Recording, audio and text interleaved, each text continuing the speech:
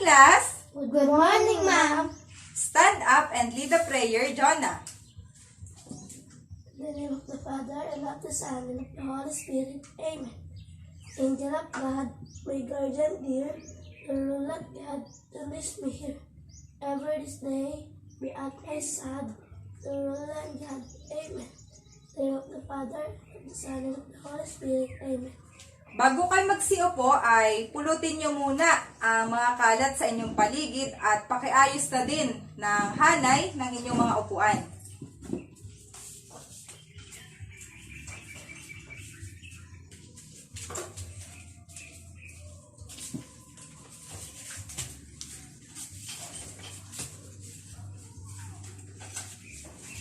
Okay, pwede na kayo magsiupo.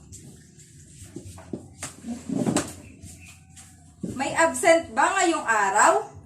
Wala po. Okay, very good. Bago tayo dumako sa ating talakayan ngayong araw, ay magbalik-aral muna tayo. Tungkol saan nga ang ating pinag-aralan kahapon? Action po.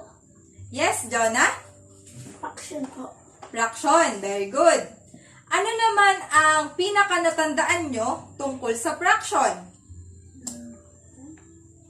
Yes, Nika. Yung number po na nasa fraction po, yung pong nasa taas ay is numerator po at yung nasa baba po is denominator. Very good. Naintindihan nyo talaga ang ating talakayan kahapon. Ano naman ang tawag sa line o guhit na nagse-separate sa numerator at sa denominator? Bintulong po. Magagaling. At dahil dyan, bigyan ng inyong mga sarili ng good job clap. 1, 2, 3, go! D-O-O-D-J-O-B. Good job.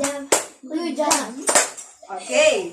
Bago tayo mag-proceed sa ating tatalakayin ngayong araw ay magbibigay muna ako sa inyo ng motivational activity which is jumble words. Ready na ba kayo? Opo. Okay. Ang una nating jumble word ay it is the act or process of converting.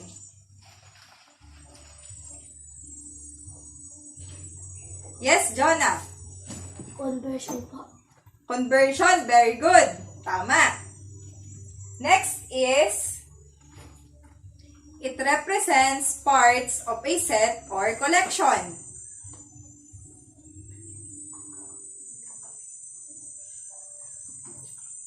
Yes, Nika. Fractions po. Fractions, tama. Very good. You may sit down. Next is the third one. It represents a part of the base or whole.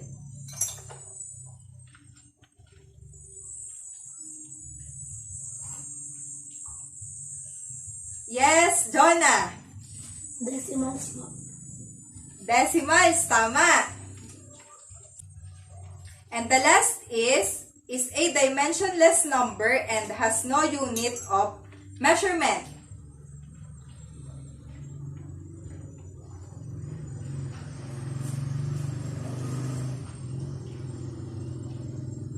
Yes, Nika. Percentage po. Percentage, tama, magaling. Pwede ka na maupo. Mula sa ating ginawang motivational activity at sa mga words na nabuo nyo kanina, ano kaya ang ating tatalakayin ngayong araw? Fractions po. Fractions, pwede. Ano pa? Decimals po. Decimals, pwede rin. Percentage po. Percentage. Tama kayo. Dahil ang ating tatalakayin ngayong araw ay ang pagko-convert ng fractions, decimals, and percentage. Handa na ba kayo makinig? Apo. Okay. Conversion of fractions, decimals, and percentage. Ngayon naman ay dumako tayo sa history. Who wants to read percentage? Yes, Nika.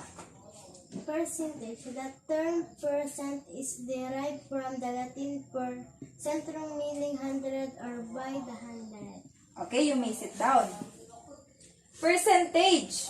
Galing ito sa Latin word na percentum ibig sabihin, ito ay whole or base. Siya ay nagre-represent ng whole or base, ibig sabihin, kaya siya ay, di ba, kung mapapansin natin, ang laging percentage ay 100. Kasi siya ay whole. Ibig sabihin, 100. And then, fun facts about percentage is, gumagamit tayo ng percent sign. Alam nyo ba ang percent sign? Opo. Very good. Okay, let's now move with the fraction. Who wants to read? Yes, Jonah? Fraction. The word fraction actually comes from Latin fractio, which means to break. Okay, you may sit down. So, ang fraction ay galing sa Latin word na fractio. Ibig sabihin, to break daw or paghahati. And then, ang fun facts naman about sa fraction is, ang tawag sa line na nagse-separate sa fraction, yung number dito is numerator and then dito naman is denominator. Yung line na naghahati sa kanilang dalawa, ang tawag doon is vinculum. Next, we have decimal. Who wants to read decimal? Yes, Jonah. Decimal. Decimal comes from the Latin word decimus, meaning 10, from the root word decim, or 10. Okay, you may sit down.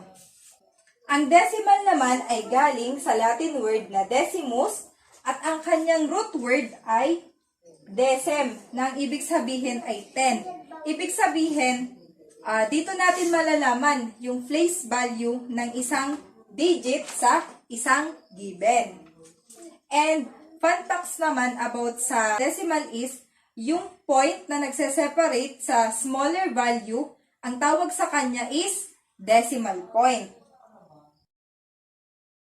Ang una kong tatalakayin ay ang pagko-convert ng fractions to decimals. Who wants to read? Yes, Nika.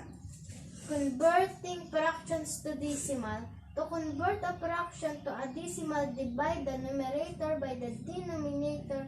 Do this until you get a decimal that terminates or repeats. If it repeats, place a bar over the first number that repeats. Okay, you may sit down. Ang una nating given ay ang 3/4. And gaya na nakalagay sa PPT, i-divide muna natin ang numerator sa denominator. So, ang 4, ang nasa labas, and 3, yung nasa loob. So, 3 divided by 4, kaya ba siyang i-divide? Cannot be po. Cannot be. That's why mag-a-add tayo ng 0. 0 sa gilid. And then, 30 na siya. 30 divided by 4, 7 po. 7. And then 7, so maglalagay na tayong 7 dito, sa taas, 7.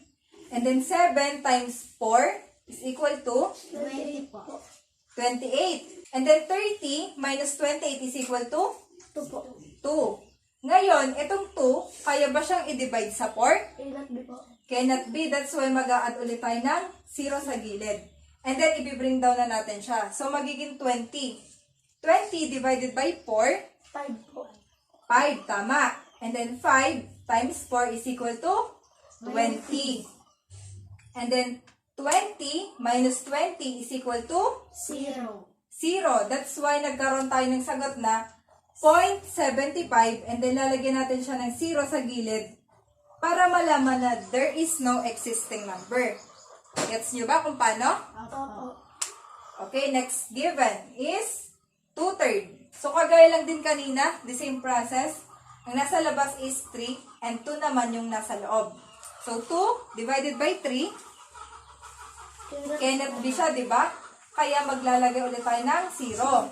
And then, magiging 20 na siya. 20 divided by 3 is equal to 6. And then, 6 times 3 is equal to 18. 20 minus 18 is equal to 2. And then 2 divided by 3, kaya ba siya? Cannot be ulit. Kaya maglalagay tayo ng 0 and then i-bring down natin siya. So 20 divided by 3, 6 po. 6, tama. And then 6 times 3 is equal to 18. Ngayon, pag kapag minus natin yung 20 minus 18 is equal to 2. And then kapag pinagpatuloy natin siya, magiging wala siyang katapusan. Kaya ang gagawin natin, yan, maglalagay tayo ng bar sa taas. Ito. And kapag ganyan yung ating magiging sagot, ang tawag sa kanya is repeating decimals. Okay? Naiintindihan nyo ba? Opo. Let's now move with converting fractions to percents. Who wants to read? Yes, Nika. To convert a fraction to a percent, change the fraction to a decimal, then multiply the decimal by 100 and put a percent sign. Another way is to move the decimal point 2 place to the right and put percent sign. Okay, you may sit down. Ngayon naman, sa pagko-convert ng fractions to decimals, ang una muna natin gagawin ay ganito. Ide-decimal muna natin siya. So, una natin given is 1/2.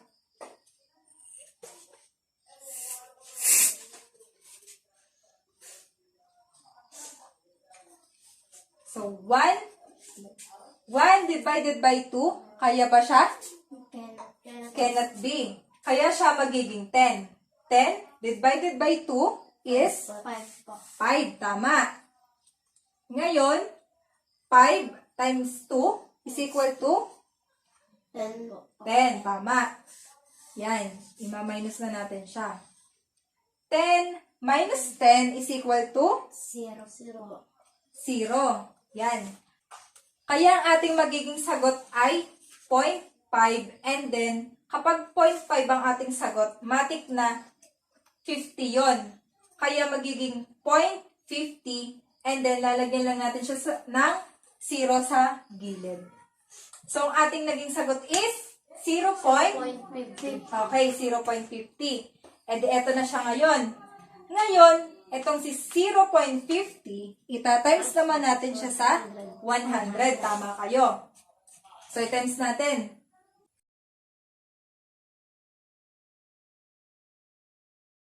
Ngayon, ang ating naging sagot is 5,000. Ngayon naman, ilan ba? Ilan ang place value niya? Diba? Ones, tens. Kaya bibilang din tayo. Ones, tens. So, dito ang kanyang decimal point. Kaya, ang ating naging sagot is 50. And then ngayon, ika-cancel na natin yung 0. So, ang ating magiging sagot ay 50%. Gets nyo ba? Opo. Okay. Ngayon naman, punta tayo sa pangalawang given, which is 1/3. The same process lang siya. 3 divided by 1. Kaya bang i-divide ang 1 sa 3? Cannot be po. Cannot be. Kaya mag-a-add ulit tayo ng 0 dito. And then, 10 divided by 3 is 3 po. 3. Yan. And then, 3 times 3 is equal to 9. 9. Ayan. 10 minus 9, 1. 1. Tama. And then, yung 1, kaya ba siyang i-divide sa 3? Cannot be po. Cannot be. That's why mag-a-add tayo ng 0. And then, i-bring down natin siya. 10 divided by 9 is equal to 3. 3 ulit, di ba? That's why mag-a-add ulit tayo. And then, 3 times 3 is equal to 9. Ayan. So, the same process lang siya. Ganyan. Mag-a-add ulit tayo ng 0 kasi cannot be. And then, 10. 10 divided by 3 is equal to 3. And then, 3 times 3 is equal to 9. So, ma-minus natin siya. Ganon. So, ang mangyayari sa kanya is ito. Repeating decimal. Kaya, lalagyan natin siya sa taas ng bar. And then, mag-a-add na tayo ng decimal point and then 0. So, ngayon, ang ating naging sagot ay 0.5. 3, 3, 3, and then naglagay na tayo ng bar. So ngayon, ito na siya, 0.333. And then, itatimes lang natin siya sa 100 para makuha yung sagot. So,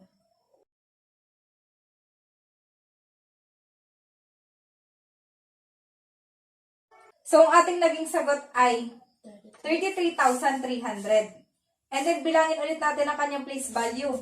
Ones, tens, hundreds. Kaya, bibilang tayo dito. Ones, from left, ones, tens, hundreds. And then, dito tayo maglalagay ng decimal points. That's why ang ating naging sagot ay 33,300. Or, i-cancel natin yung 0, magiging 33.3%. So, don't forget the percent sign ha, kasi ay pagko-convert ng fraction to percent. Let's now move with converting decimals to fractions. In order to convert a decimal to a fraction, place the number that follows the decimal point over the place that the decimal ends in.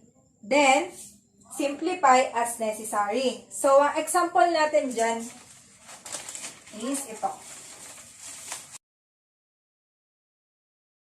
Sa pagko-convert naman ng decimals to fractions, ang una nating given is 0.7.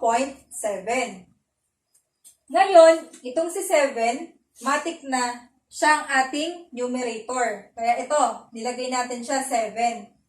Over, ngayon naman, hahanapin natin yung place value. From here sa left, bibilang tayo. Ones, tens. Anong sagot? Tens po. Tens. Kaya, ang nilagay nating denominator is tens. Ngayon, 7 is in the tens place. Gets ba? Yes po. Okay. Ngayon naman, punta na tayo sa pangalawang given, which is 0.25. Kagaya lang din kanina, yung 25 ang ating numerator. And then, yan, nasulat na. 25, and then bilangin ulit natin kung pang ilang place value. Ones, tens, hundreds. Kaya ang nilagay natin denominator is 100. 100. Tama kayo. So, ang 25 over 100, may LCD siya, which is 25. And then, i-divide natin siya. 25 divided by 25 is 1. Kaya, ilagay natin 1. And then, 25 divided by 100 is 4. That's why ang ating naging sagot is 1/4. Kaya ngayon, ang ating 25 is in the hundreds place. Kasi, ano ngayon nakuha natin dito? Na place value? 100. Hundreds. Tama kayo. So, ngayon, ang ating pangatlong given is 1.625.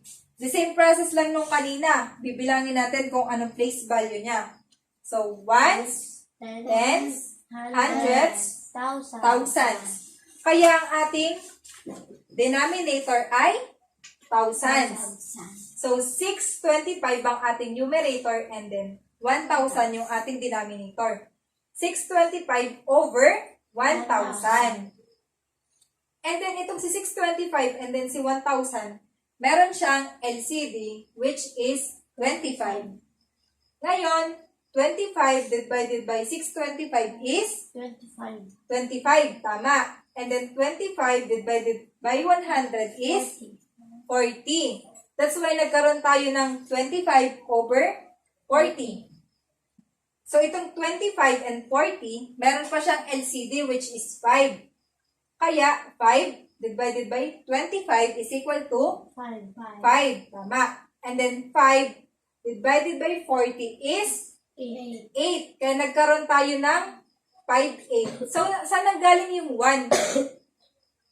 Yung 1 nanggaling siya dito. Ito, sinet aside muna natin siya. Kaya, 625 lang yung ating numerator. Ngayon, pag nakuha na natin yung kanyang pinaka-LCD, tsaka natin isasama itong 1. Kaya, ang ating naging sagot is 1 and 5/8. Naintindihan nyo ba? Opo. Okay. Ngayon naman ay sa pagko-convert na tayo ng decimals to percents. In order to convert a decimal to a percent, either multiply the decimal by 100 and write the percent sign, or move the decimal point 2 places to the right and write the percent sign. Ngayon, ang ating example ay ito, 0.20. And then, para makuha natin yung sagot is, itatimes natin siya sa 100. So, ang ating sagot is 2,000. Ngayon, ang ating place value ay ones, tens. Kaya ngayon, dito natin siya from left. Ones, tens. Kaya ngayon, dito natin inilagay ang kanyang decimal point, which is ang magiging sagot 20.00, and then ika-cancel na natin yung parehong 0. That's why ang ating magiging sagot ay 20%. And don't forget to put the percent sign. Okay. Next naman nating given is 4.00. 100 times 4.00.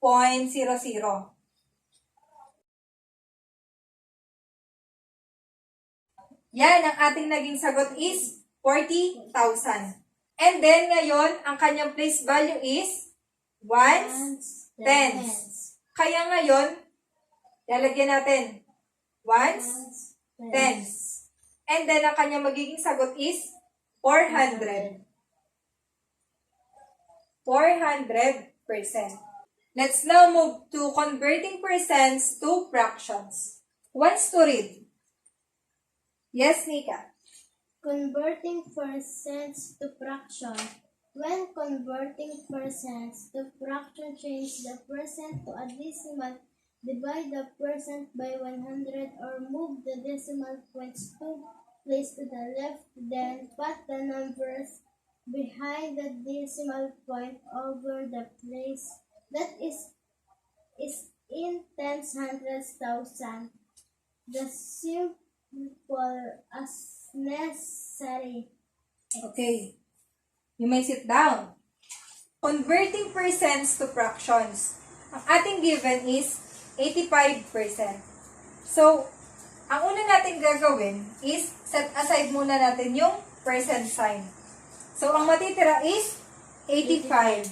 And then, i-divide natin siya sa 100. So, magiging sagot niya is 0.85. So, copy natin to. 85 as our numerator, and then hanapin natin ang kanyang place value. So, from here sa left, ones, tens, hundreds. Kaya, 100 ang ating nilagay dahil ang kanyang place value ay 100. Tama. So, itong 85 at 100, meron pa siyang LCD, which is 5. So, divide na natin siya. 5 divided by 85 is equal to 17.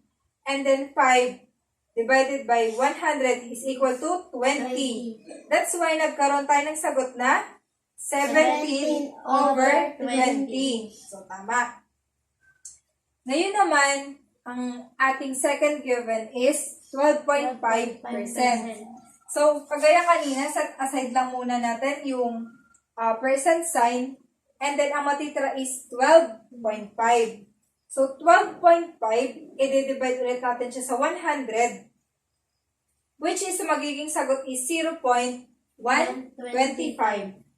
And then, copy natin to, 125, as ating numerator. And then, hanapin ulit natin ang kanyang place value. So, ones, tens, hundreds, thousands. Kaya ang ating numerator ay 1,000. So, ngayon, itong 125 and then 1,000, meron pa siyang LCD. which is 125. So, 125 divided by 125 is equal to 1. 1. Tama. And then 125 divided by 1,000 is equal to 8. That's why nagkaroon tayo ng 1,8 na sagot. Naintindihan nyo ba? Opo. Yan. Very good. Ngayon naman ay punta na tayo sa pagko-convert ng percents to decimals. Wants to read? Yes, Jonah. Converting percent to decimals. When converting a percent to a decimal, divide the percent by 100 or move the decimal point to place to the left and put the decimal point. Okay, you may sit down. Sa pagko-convert naman ng percents into decimals, so ang una nating given is 72%. So, kagaya ng ginawa natin kanina, set aside muna natin yung percent sign. So, ang matitira is 72. And then, ngayon, 100 divided by 72. So, 72, kaya ba siyang i-divide sa 100? Diba hindi? Cannot be. That's why mag-a-add tayo ng 0. And then, 720 divided by 100 is equal to 7. And then, 7 times 100 is equal to 700. Minus natin siya. 720 minus 700 is equal to 20. So, yung 20, kaya pa siyang i-divide sa 100? Hindi. Kaya mag-a-add tayo ng 0. And then, bring down natin siya.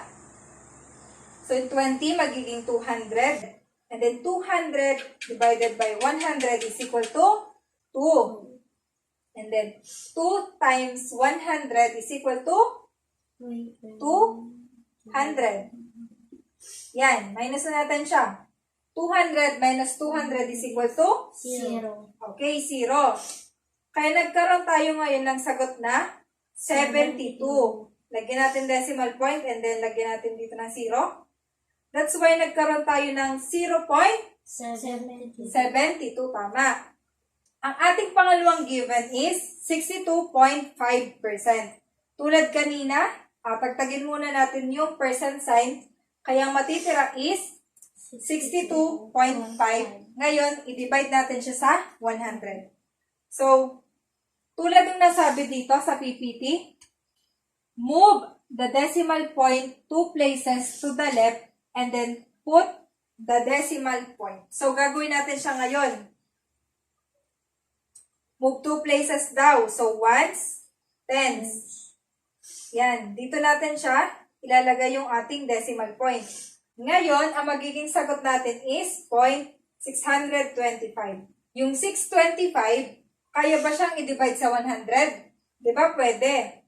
6 sa 6. So, maglalagay tayo ng 6. 6 times 100 is equal to 600. Tama. Bring down natin siya. And then, yan, 25 ang magiging sagot. So, 25, kaya ba siyang i-divide sa 100? Cannot be. That's why mag-a-add tayo ng 0. So, yung 25, magiging 250 na siya dahil nag-bring down tayo ng 0. 250 divided by 100 is equal to 2. And then 2 times 100 is equal to 200. Tama. Yan. Minus 250 minus 200 is equal to 50. Ngayon, yung 50, kaya ba siya sa 100 i-divide? Diba? Hindi ulit. That's why mag-a-add ulit tayo ng another 0. And then, bring down natin siya. So, naging 500 yung ating 50. Yung 500 ba kaya i-divide sa 100? Opo. 500 divided by 100 is equal to 5. And then 5 times 100 is equal to 500. Minus na natin siya. 500 minus 500 is equal to 0. Kaya, nagkaroon tayo ng sagot na 625. And then, lagyan na natin siya dito ng decimal point and 0. So, ang ating sagot ay 0.625. Gets nyo ba? Opo. Okay, very good. Ngayon ay may inhanda akong graphic organizer na kung saan ay inyong sasagutan at dito ko malalaman kung talagang kayo ay nakikinig sa akin. Handa na ba kayo? Opo. Sa conversion, ano yung tatlong bahagi na i-discuss ko kanina? Who wants to write in the board? Yes, Jonah.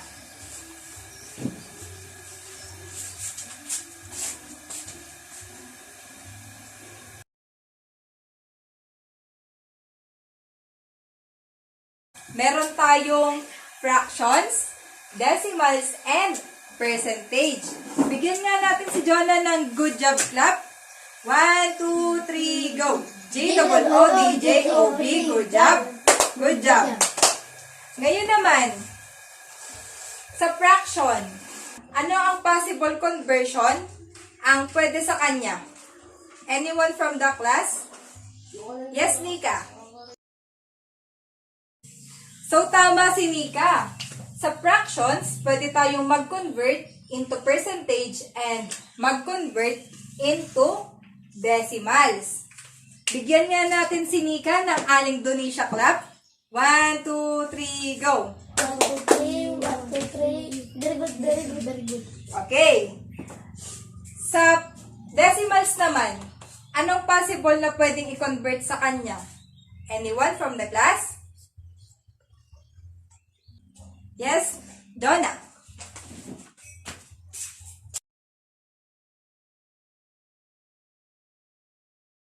Okay, you may sit down.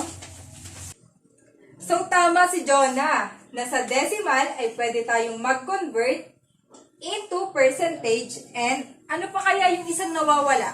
Fractions po. Fractions. Tama.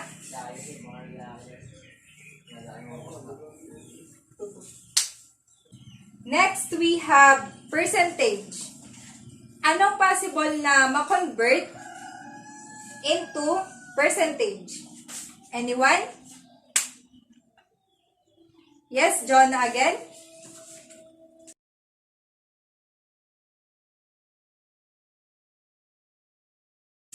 Yan. Ang sinagot ni Jonah sa percentage ay pwede tayo magkaroon ng converting percentage to decimals. And, meron pa tayong hinahanap. Ano pa kaya yon? Anyone from the class? Yes, Nika? You may sit down. Yan. Ang ating hinahanap ay fractions.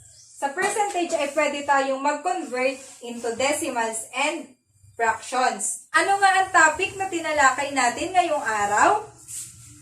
Conversions, fractions, decimals, and percentage. Tama. Conversions of fractions, decimals, and percentage. Tunay ngang nakinig kayo sa ating talakayan ngayong araw.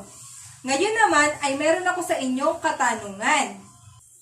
Ang katanungan ko sa inyo ay, bakit kaya mahalaga na matutunan natin ang pagko-convert ng fractions, decimals, and percentage? Anyone from the class who wants to answer? Yes, Nika. Yung fractions po ay ginagamit sa paghahati ng pizza. Okay, sa fractions, pwede natin gamitin yon. You may sit down. Kapag naghahati tayo ng buong pizza. Anyone pa? Kuha sa idea? Yes, Jonah. Ano po bang pag-save po yung damit? Pwede po yung sa percentage. Okay, you may sit down. Tama, kapag nakasale yung mga damit sa mall, pwede natin yung gamitin. But, most importantly, knowing how to convert between fractions, decimals, and percentage will help students like you to understand what quantities mean, and it makes the visualizing and comparing of fractions and percentage of amount much easier. Meron pa ba kayo mga katanungan o nais pang malaman? Wala na po. Ngayon ay mag-proceed na tayo sa ginawa kong activity na inyong sasagutan. Kaya, get 1 whole sheet of paper and ball pen. So, ang instruction is changing decimal to fraction and percent form. Complete the table by providing the missing number. Write the solution for each number. And I am giving you 15 minutes to answer. Go. You may start now.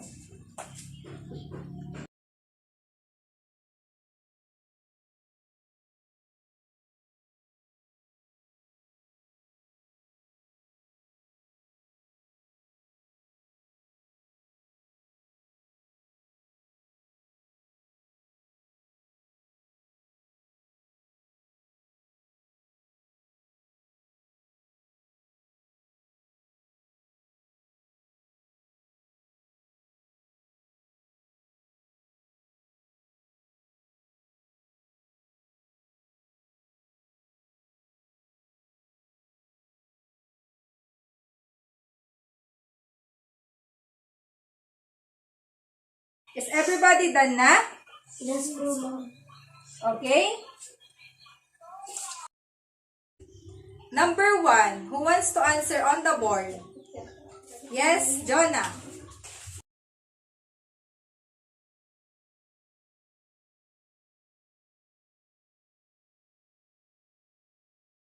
Okay, you may sit down. So, number 1 is, the answer is 0.375. Okay, who wants to answer number 2? Yes, Nika.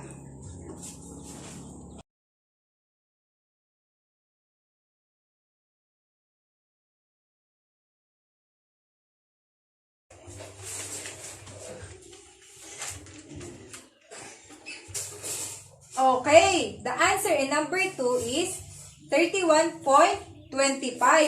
Pero ano nga ang ginagawa kapag ka-percent ang hinahanap? Anong nilalagay sa sagot? Percent sign. Percent sign. Okay. Who wants to answer in number 3? Yes, Jonah.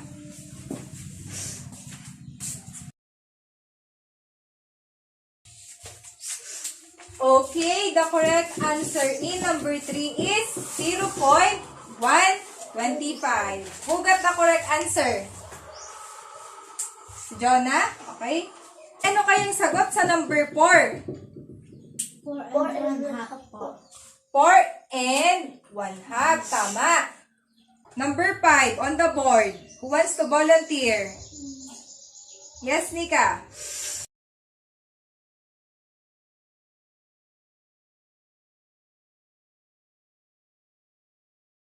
Yan, you may sit down. So, ang ating sagot sa number 5 is 36.00. Pero, ano nga gagawin natin dun sa 0? Kakansel. Kakansel, tama. Kaya, ang magiging sagot na lang is 36%. Tama. Number 6. Who wants to answer number 6? Anyone from the class? Yes, Jonah.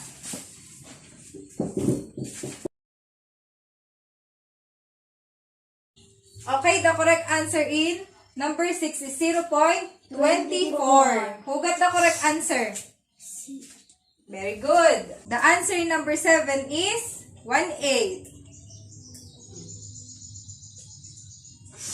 Number 8, 87.5.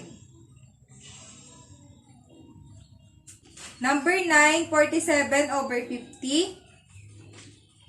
And number 10, 0.06, which is repeating decimals. Okay? Pakibalik na sa mga may-ari. Who got the perfect score? Wala. 9. Okay, very good. 8. Okay? 9 and 8, ibig sabihin, naintindihan niyo talaga ang ating topic ngayong araw. Bigyan ng mga sarili ng good job clap. 1, 2, 3, go! G-O-O-G-J-O-B. Good job. Good job. Yan. Ngayon naman ay kumuha kayo ng notebook and pencil at kopyahin yung inyong assignment.